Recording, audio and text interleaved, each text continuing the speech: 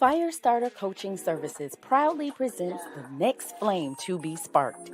It's the Love Covers All Challenge. We're looking for all the flame seekers and keepers out there who want to spread love to themselves and others in 2023. We're starting this love movement because the truth is, there's so much hatred in the world today. We can all use more love. This love movement will begin February 1st and will continue throughout the entire month. It includes a 28-day challenge that will stretch you to go to higher and deeper levels. Not only are we inviting you to take the challenge, we're also asking you to share how love has covered you or how you have used love to cover someone else. Every day you will be given a task to complete.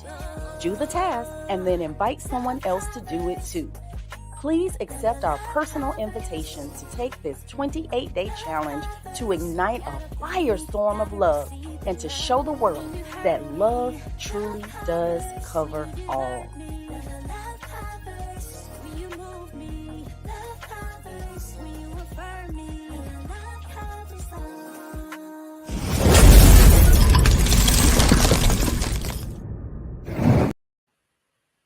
Hello. Good evening. My name is LaKeesha Hines, and I am joined by my wonderful husband, Mr. Willie Hines, and it is Special Needs Parenting Night. Now, just because I'm telling you that it's Special Needs Parenting Night does not mean that what you're taking away from this evening cannot help you with your typical children. And let's keep it real. All kids have special needs, right? They're all special as well. They're all special as well. So it can definitely assist you, again, whether you have children with special abilities or not. If you just saw that infomercial, we started this Love Covers All challenge on February 1st, and it is not too late for you to join the challenge. Really, what it's all about is just spreading love and wanting each and every one of us to reach out to someone else. And it's about self-love, it's about loving others, and it's about really just a movement of being able to, again, spread love all around the world to every one of these four corners of the earth. So hopefully you will join that Love Covers All challenge. You just have to go to our Instagram page for Firestarter Coaching Services, and you will get those daily messages with what it is that you're supposed to be doing. So join today. It's not too late.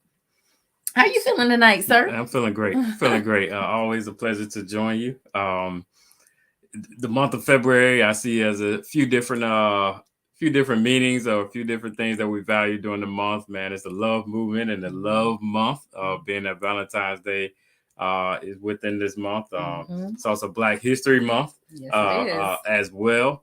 And there's some things that we celebrate during this month. So again, as always, a pleasure to be here, and more importantly, a pleasure to be here with you. Aw, well, I love it when you're here with me. I love this particular part of the month because Mr. Hines joins me whenever we do our Special Needs Parenting Night. So super excited to have you here. I try to get him on here as much as possible, but definitely there's a commitment for the Special Needs Parenting Night. So we'll go ahead and segue right on into our topic for tonight.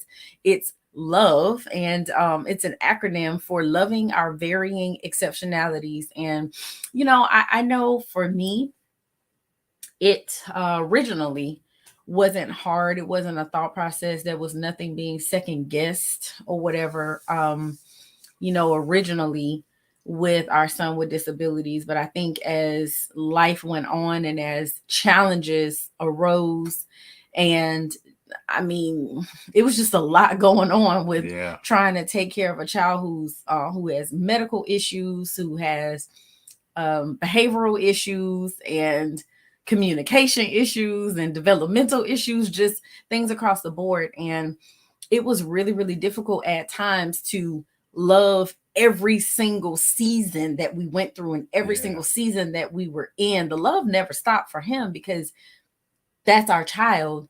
But there were different seasons that I did not love.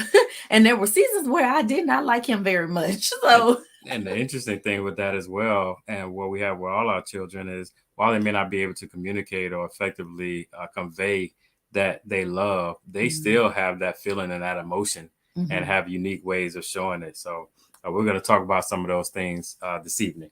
Yes, but you mentioned something very important that's happening this month, and that is Black History Month. So we definitely wanted to do a little spotlight on some individuals who are Black, but also are connected to the special needs community, which is so near and dear to our heart. So while this is the Firestarter Show, it's important that you all know that, support for caregivers is our nonprofit organization, which we're repping.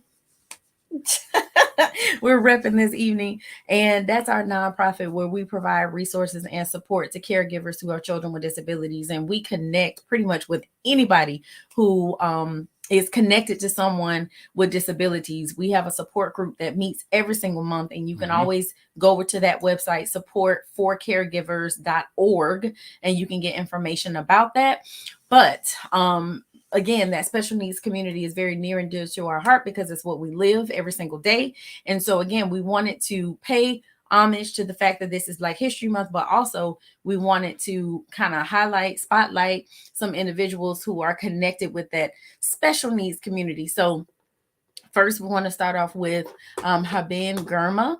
And this particular individual, this is the woman in the red dress, bottom right corner. She was visually and hearing impaired. She had a visual and hearing impairment. Actually, she was an attorney for disabilities. Disability rights attorney, author, and speaker. She was born and raised in the San Francisco Bay Area, and she was the first deaf-blind person to graduate from Harvard Law School. She was a White House Champion of Change. She received the Helen Keller Achievement Award, and she actually wrote a memoir, and it's called Haben, the Deaf-Blind Who Conquered Harvard Law. And it was featured in the New York Times, Oprah Magazine, and the Today Show. So, yes. What a feat. Yes. To graduate from Harvard without a disability. So having some challenges makes it all more special. Multiple disabilities. Yeah. And next we have Maya Angelou, which a lot of us know, but I didn't know prior to researching that she had a exceptionality or a disability called selective mutism.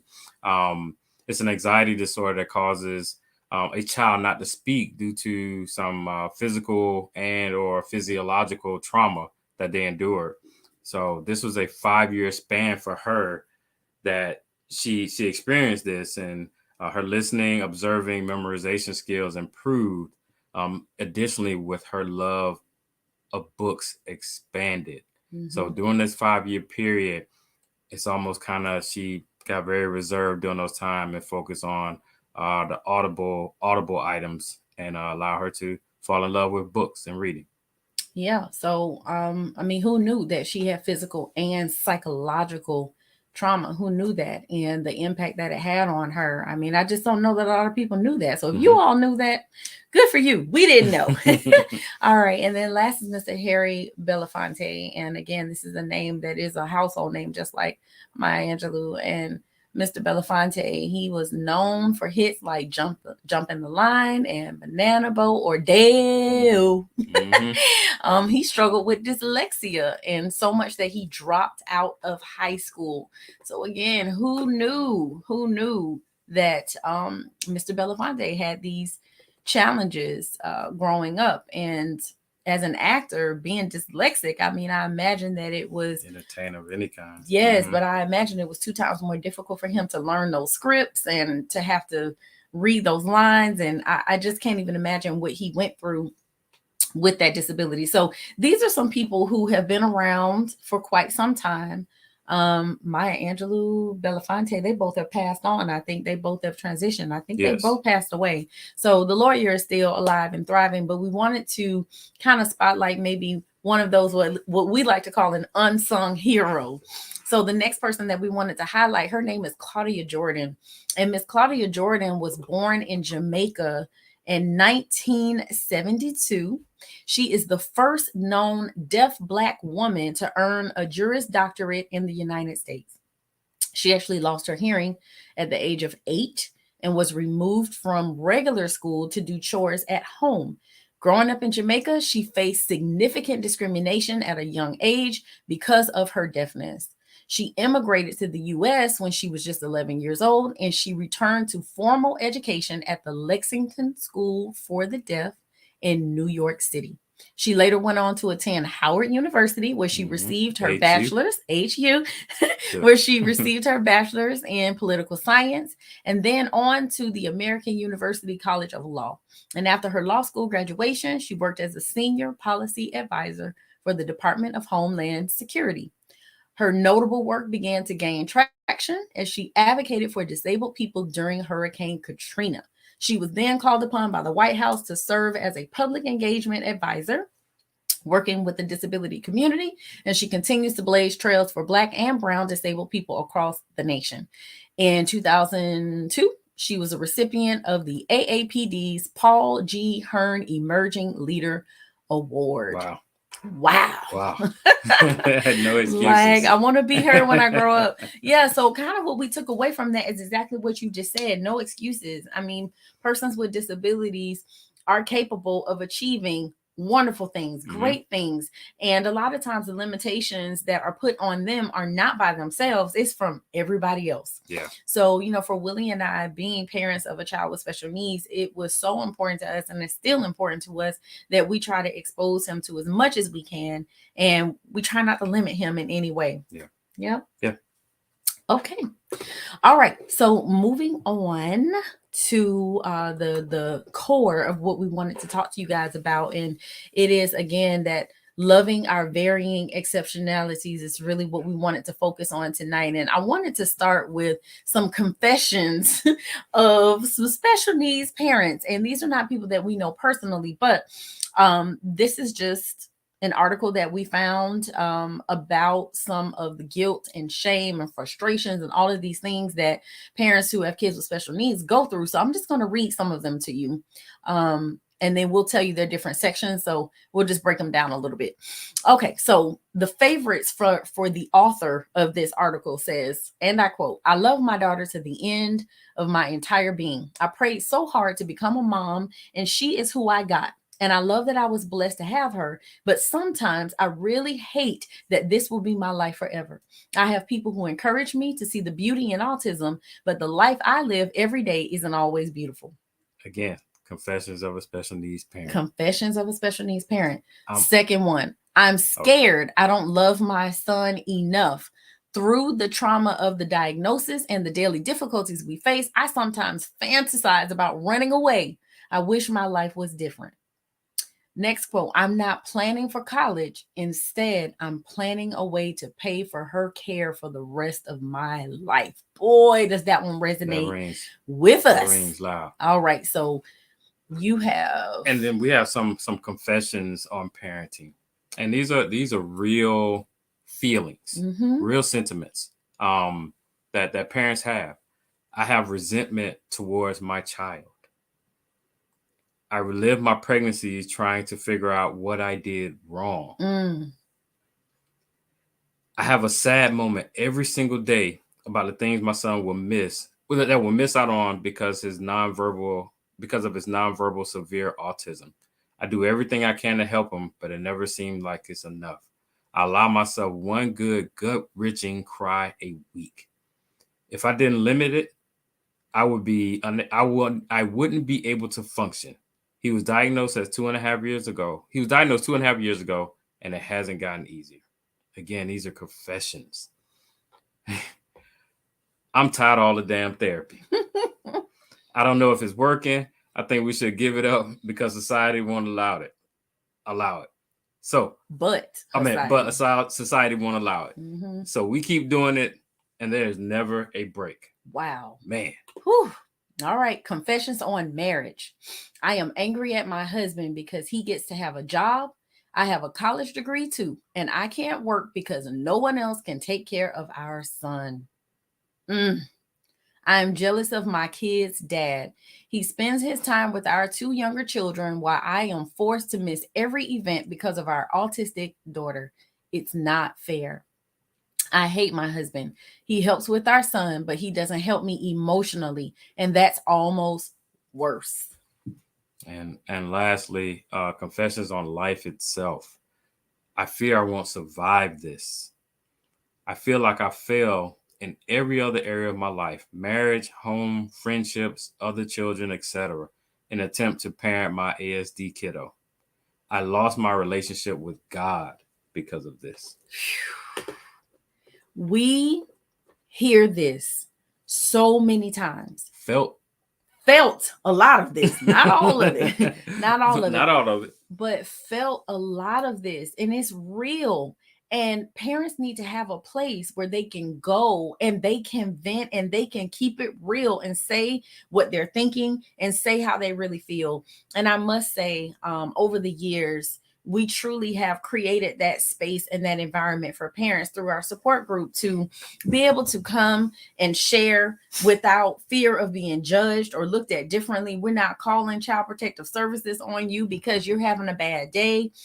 For them to be able to let those tears out and to be able to release, because you have to get it out, right? If you don't, it's something that will stir up and brew on the inside of you, and it literally can rot you from the inside out. So we definitely want to make sure that, again, we create a safe space for parents to be able to share and vent and do what they need to do so that they can get healthy. And most importantly, for the parents with children with disabilities, it's okay. It's okay to have those bad moments. It's okay to need help. It's okay to have those feelings. It's okay. It's just, as LaKeesha stated, it's about getting that support to bring you out of those times, because it's tough. It's tough. It's a 28-hour a day job. Yeah. Absolutely. If you did the math. All right. So we're going to take a quick break. I don't want you guys to go anywhere. Just be a quick break. And then we're going to come back and teach you how to love. All right. So do not go anywhere. Stay tuned. We'll be right back. Hello, everyone. Some of you missed the in-person party, and we didn't want you to be sad about it. So, Firestarter Coaching Services, LLC, proudly presents a virtual launch party. You are hereby cordially invited to join us on Sunday, March the 5th from 3 p.m. to 4 p.m. as we take you through who we are, what we do, and why we do it. There will be games and giveaways. You won't want to miss it. Please be sure to RSVP by sending a text to 727-213-8247. See you there.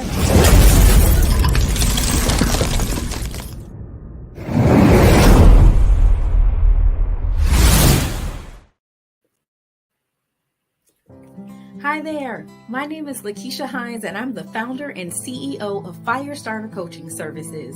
I'm reaching out to invite you to attend our 2-hour live class on Saturday, March 25th from 10 a.m. to 12 p.m. Eastern Standard Time. In this class, we'll be discussing the barriers to receiving blessings. Do you want more love, health, wealth, to lose weight, to learn new things, to just have overall more pleasure in life? If so, what's stopping you? You! Find out how we block our own blessings every day by becoming a student in my life class. To register for class, simply scan the QR code on your screen. Remember, don't meet me there, beat me there. See you soon!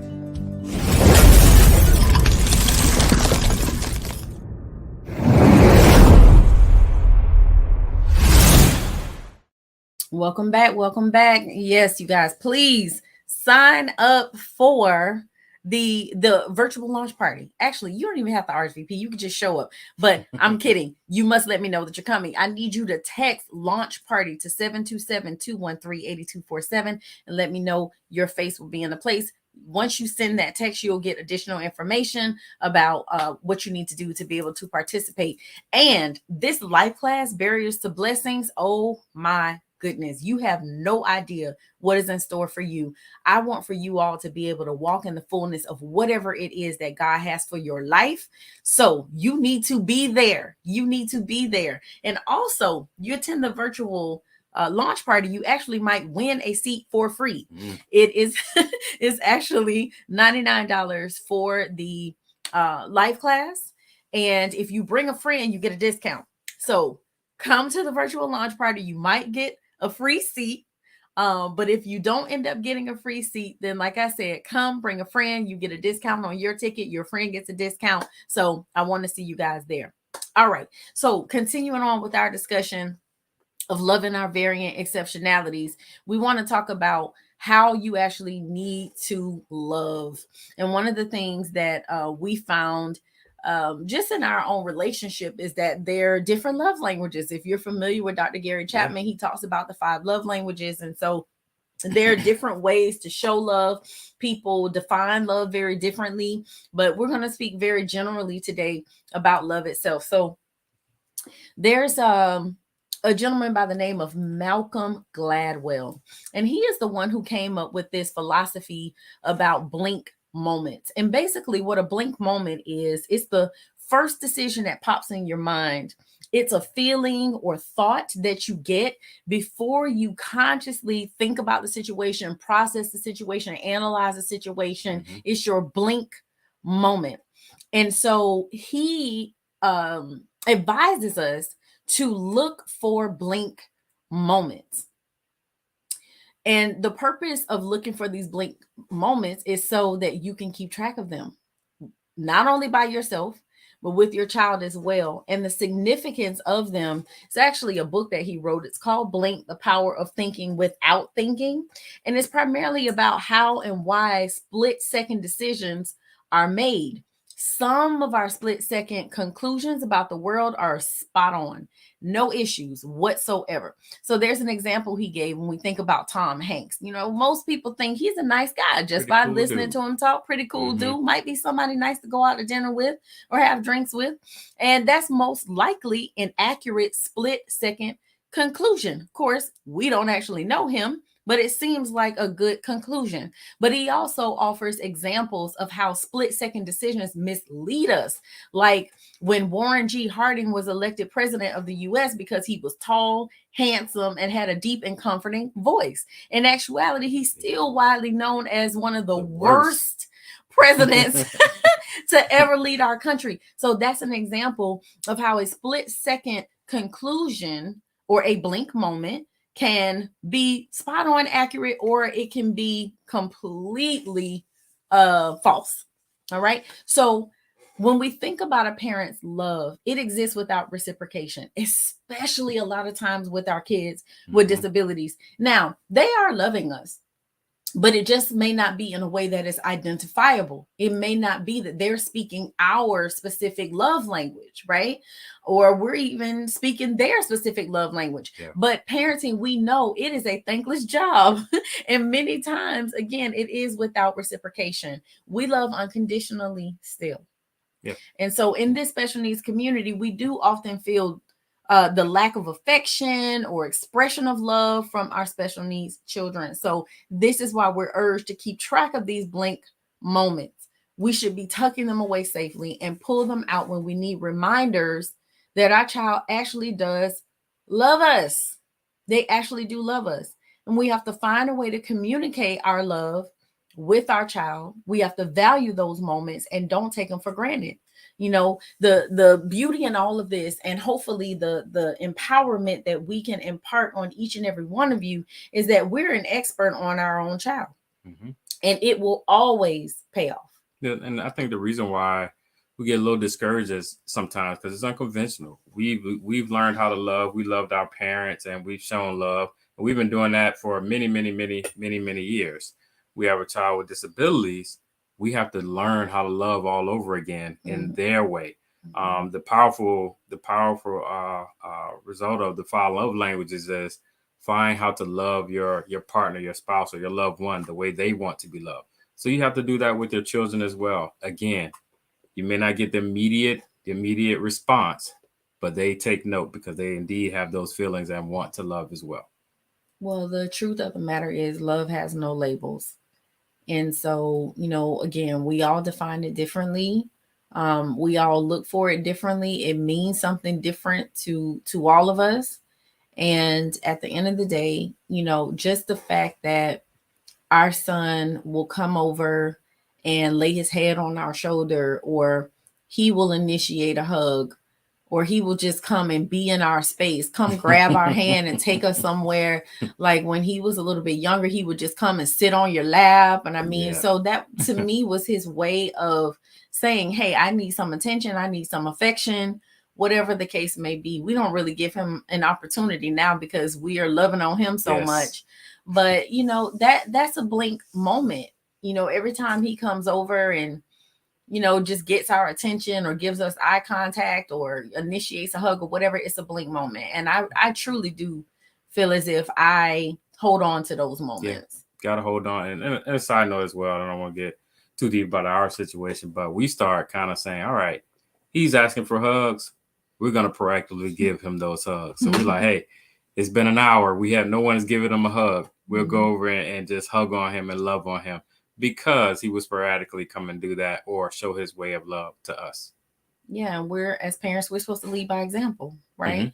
So we're showing him how to extend that love and affection toward others, which, you know, man, isn't that what we all want? Yeah.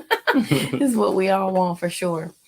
All right. So reasons why we love, multiple reasons, but we'll go through just quickly 10 reasons why we love. And the very first one is sense of self.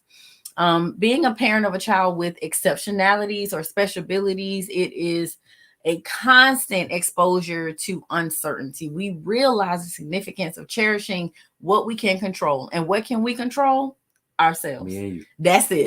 Nothing else. Nothing else. And especially these children with disabilities, once they get a certain age, once they become adults, we lose a lot of that control. And so we have to focus on what we can control, which is ourselves. Number 2 is discovery. Children with exceptionalities may not be able to do everything other kids their age can do, but they are capable in so many other ways. The way you get that is sometimes we're just two people. We're mom and dad, and we have a caring, and we don't want anything to come in and hurt. But sometimes that outside person, that therapist or someone can push them, that teacher can push them, that parent can push them to things that we didn't think were possible. So allow those people that you trust in, and let's discover the world. That's what we do with our quote unquote typical kids. So our special needs children need that as well. Yes. Number 3. And you know what? We didn't even plan this. We really didn't. I just kind of started and oh my gosh. Number three, perspective. Learning to be patient. I'm going to combine 3 and 4, right? Okay. Learning to be patient, whether actively trying to be or not, takes a lot of practice and dedication. And I must tell you, because I have historically been an impatient person, I at one point started praying and asking God to help me be more patient. Why did I do that? That was probably the worst thing I could have possibly done, because I was thinking that God was just going to cut me open and pour the patience in. But in actuality, what he did was just create more situations, tests and trials and opportunities for me to actually exercise that patience. But it is extremely important. We love because of our perspective, right? We have to learn to be patient, and patience is necessary when you're dealing with a child with special needs, for sure. Next is appreciation.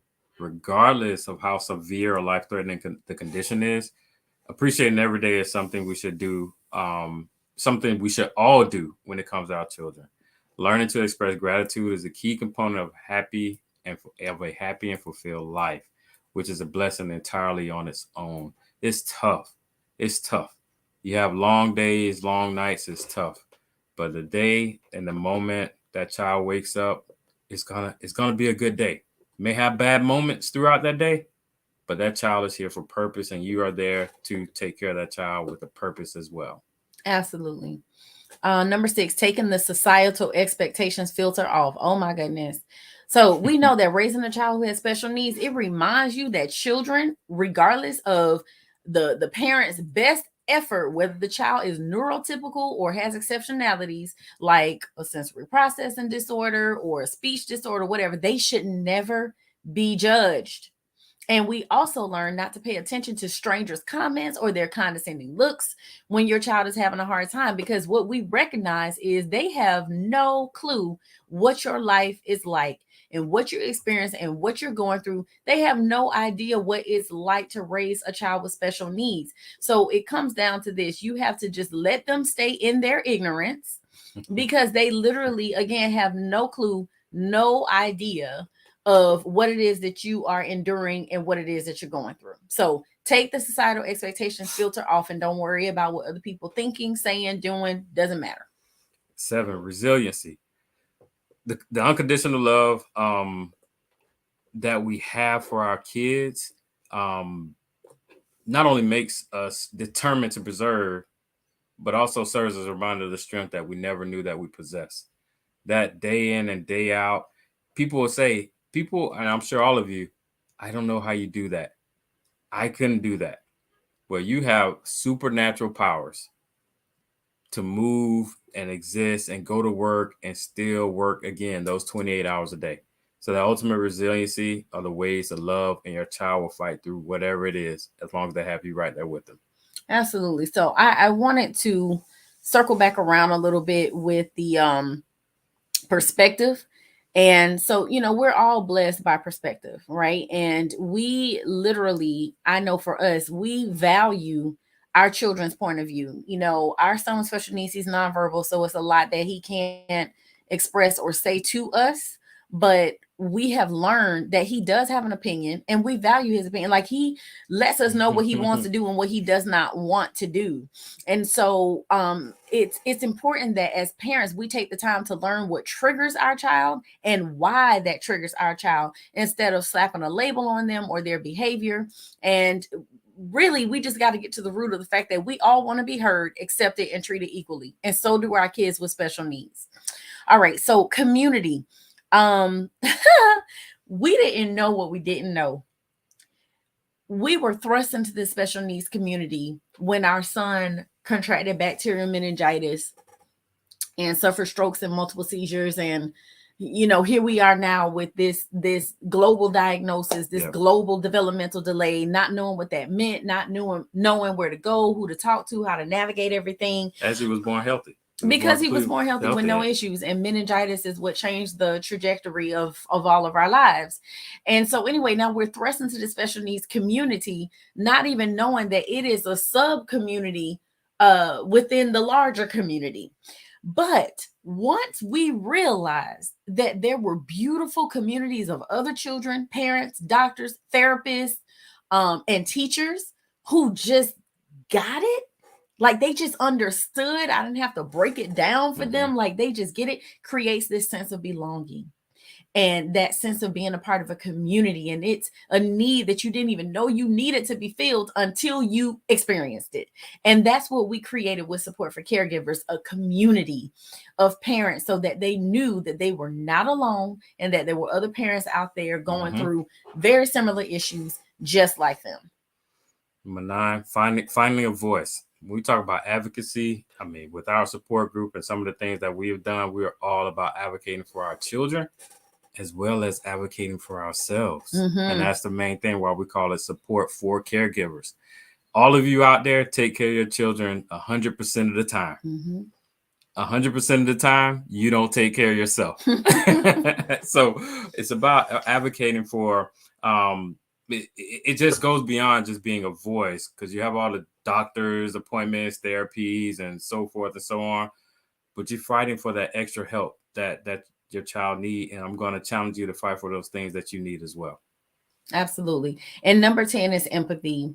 And this one I think is so powerful, because many parents who have a child with special needs, they relate that they've become more empathetic, not just to their own child or children, but to everyone. And if we all were able to open our hearts and relate to others who are struggling, oh my goodness, how caring and kind our world would be, which is why Support for Caregivers is a part of the Love Covers All challenge, because we are wanting everyone to open their hearts, relate to other people, be kind, be more caring, and be more loving. So we can love our varying exceptionalities. It's okay to have days or moments where you are feeling as if, you know what, I just don't know how much more of this I can take. We understand that's real, that's truth.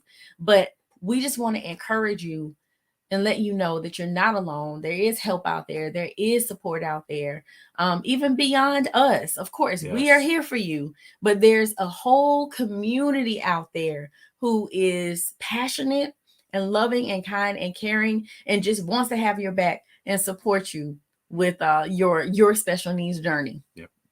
So I thank you. I thank you for having me again. And we just want, as LaKeesha stated, just be encouraged. It's going to get tough sometimes. There are going to be some ebbs and flows of the days and the weeks and the months and the years. But just remain encouraged, man. There are people that get help always want to reach back and help more. And that's what we are doing. Absolutely. So again, we want to say thank you so much for spending your Thursday evening with us. And I am here every Thursday at 7 p.m. You get this guy once a month with me, but I am here every Thursday, 7 p.m. Eastern Standard Time, where we are talking about different topics: special needs parenting, arts, sex, kingdom business, relationships. And so there are different topics every single week. And so please like, share, subscribe. Please be sure you tell all your friends and family. I want to see you at the virtual launch party, and also join that life class. There will be multiple life classes throughout the year, but this is the very first one for 2023. And I promise you, you will not want to miss it. You do not want to miss it. So if you have any questions, comments, concerns, anything about the launch party, about the life class, about support for caregivers, about fire starters, or anything that we have going on, please schedule a H.E.A.T call today. You can call or text 727-213-8247. That is also the number that you will text Launch Party 2 if you decide that you want to attend. So Launch Party, you text that to this number that's flashing on your screen right now if you want to attend the launch party. And if you want information about the life class, that is on my Instagram page, which is Firestarter Coaching Services. But again, all you have to do is send a text message to that number, and I will assist you with any information that you have. 727-213-8247. I'm sorry, any information that you are requesting, you can send a message there. And if you're interested in coaching services, which I am a certified professional life coach, you can text that number as well, and you can get all the information that you need. We just want to love on you. We just want to support you in any way you need. In any way you need. So you guys have a great evening. Thank you for watching, and I will see you next week, 7 p.m. Eastern Standard Time. Have a good night. Till next time. Good night.